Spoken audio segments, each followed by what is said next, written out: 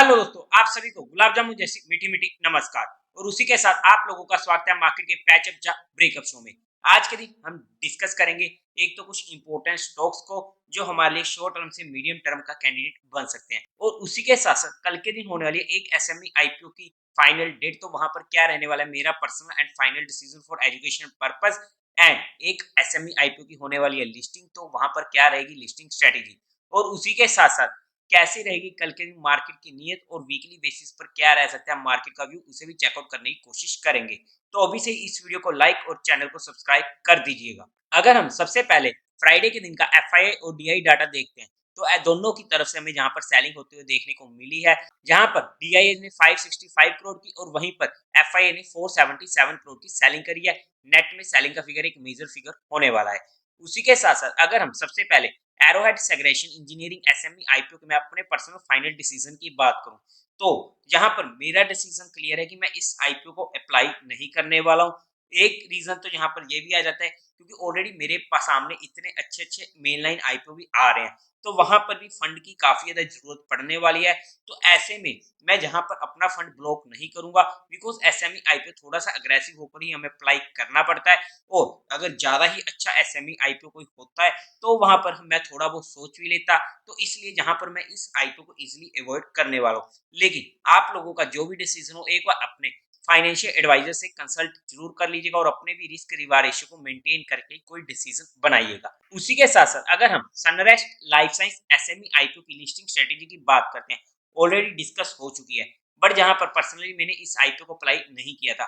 और अगर ये आईपीओ मेरे पास होता, तो जैसा कि मेरी हर एसएमई आईपीओ में लिस्टिंग स्ट्रेटेजी सेम रहती है कि जैसे एसएमई आईपीओ लिस्ट होते हैं मैं वहां पर उन्हें इमीडिएट एग्जिट करने की कोशिश करता हूं, बिकॉज एसएमई आईपीओ में हमें जनरली सर्किट्स देखने को मिल जाता है। अब कौन सा सर्किट लगेगा वो मार्केट को मालूम है, लेकिन अगर अपर सर्किट लगा फिर तो दिक्कत नहीं है, बट अगर लोअर सर्किट लग गया तो वहां पर हमारा तब तक एग्जिट नहीं हो पाएगा जब तक वो सर्किट खुलेगा नहीं।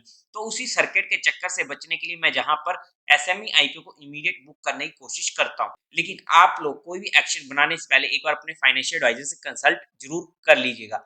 अगर हम उसके बाद कुछ इंपोर्टेंट स्टॉक्स की बात करते हैं, तो सबसे पहले आप लोगों को म्यूचुअल फंड में या इंश्योरेंस सेगमेंट में कोई भी हेल्प की जरूरत हो, तो आपको डिस्क्रिप्शन में मेरा नंबर मिल जाएगा, आप मुझसे कांटेक्ट कर सकते हैं और आपकी क्वेरी को जल्दी से जल्दी सॉल्व कर दिया जाएगा। उसी के साथ साथ आप लोग हमारा टेलीग्राम चैनल भी ज्वाइन कर सकते हैं। टेलीग्राम चैनल का लिंक भी आपको डिस्क्रिप्शन में मिल जाएगा। तो यहाँ पर हमारे पास सबसे पहला स्टॉक आ जाता है रेलटेल। हालांकि इसे हमने पहले भी डिस्कस किया था 160 के लेवल के पास, जहां से ये काफी ज्यादा मूव दे चुका है और वहां पर भी ये हमारे लिए मीडियम टर्म का कैंडिडेट बना था। अब इसने अपना नया फ्रेश ब्रेकआउट दिया है, तो हमारे नोटिस में आ चुका है 256 के लेवल के ऊपर इसने ब्रेकआउट दिया। अगर ये अपना ब्रेकआउट रिट्रेस करने आता है तो हमारे लिए स्टडी पर्पस ये नोटिस में आ सकता है।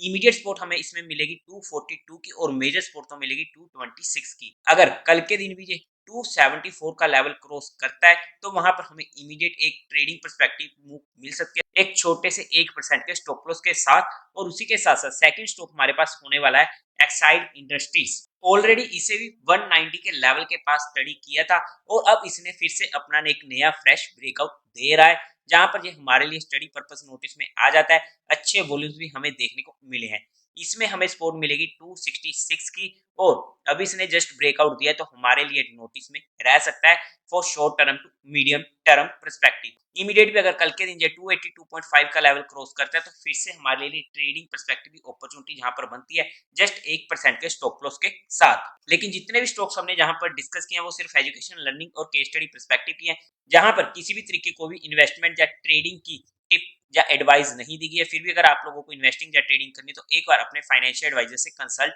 जरूर कर लीजिएगा।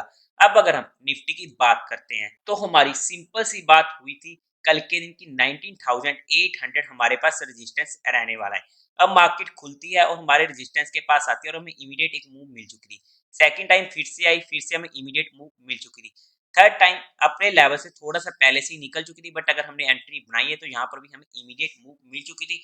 कल के दिन का मेन कल्प्रिट बना हुआ था बैंक निफ्टी। रीजन सभी को मालूम है। ऑब्वियसली जो थर्सडे के दिन एक्सपायरी के दिन बैंक निफ्टी में फॉल आया था, बड़े प्लेयर्स को वहां पर पहले ही उसके इंडिकेशन लग गए थे, तो जिसकी वजह से हमें इसके सिग्नल ऑलरेडी जिसकी वजह से जहां पर हमें बैंक निफ्टी में और फिर निफ्टी में दिक्कत देखने को मिली है। अब अगर हम कल के दिन मार्केट की बात करते हैं, तो अगर हम सबसे पहले ऑप्शन चेन डाटा को देख लेते हैं, तो यहाँ पर 19,800 हमारे पास इमीडिएट रेजिस्टेंस बना हुआ है। और उसी के साथ साथ अगर हम सपोर्ट की बात करते हैं, तो यहाँ पर हमें कहीं पर भी ज्यादा पुट सेलर्स देखने को नहीं मिल रहे हैं। अगर हम टेक्निकली बात करते हैं, तो देखो 19,800 हमारे लिए इमीडिएट लेवल बना हुआ है। अगर मार्केट इसके ऊपर जाकर सस्टेन करता है, तो वहां पर हमें ऊपर की साइड की 19,870 से 900 तक की मूव मिल सकती है। अगर हम नीचे की साइड की बात करते हैं, तो इमीडिएट जो मेजर सपोर्ट हमें मिलेगी 19,616 की मिलने वाली है। ये हमारे पास मेजर सपोर्ट रहने वाली है। अगर कल के दिन 19,685 का लेवल नीचे की साइड कटता है, तो हमें वहां पर एक स्पेकुलेशन का मौका मिल सकता है 19,620 से 30 की रेंज तक का। बट ट्रेल करना इंपॉर्टेंट होगा और स्टॉप लॉस हमारा बहुत स्ट्रिक्ट होना चाहिए। देखो बैंक निफ्टी में दिक्कत आई है, न्यूज आई है, तो क्या उसका इम्पैक्ट खत्म हो चुका है? देखो अभी नहीं हुआ है, बट हाँ आने वाले 2 से 3 दिनों में उसका इफेक्ट खत्म हो जाएगा।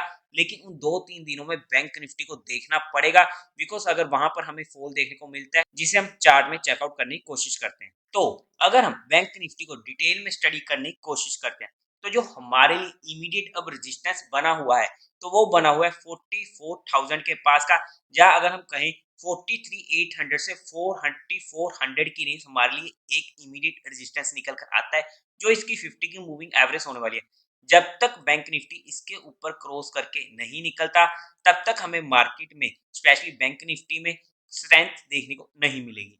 इमीडिएट अगर मैं बैंक निफ्टी में सपोर्ट की बात करूं, तो 43,300 की होने वाली है।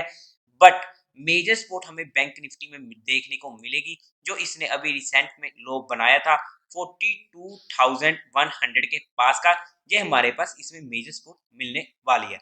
जहां पर आता है, तो ये हमारे पास एक अच्छा मौका होता है। बट अगर हम ऊपर की साइड खेल रहे हैं, तो जब तक मार्केट में इस लेवल को क्रॉस करके ऊपर की साइड नहीं जाता, तब तक के लिए हमें थोड़ा बैंक निफ्टी में वेट एंड वॉच करना पड़ेगा, स्पेशली इस वीक की हम अगर हम बात करते हैं।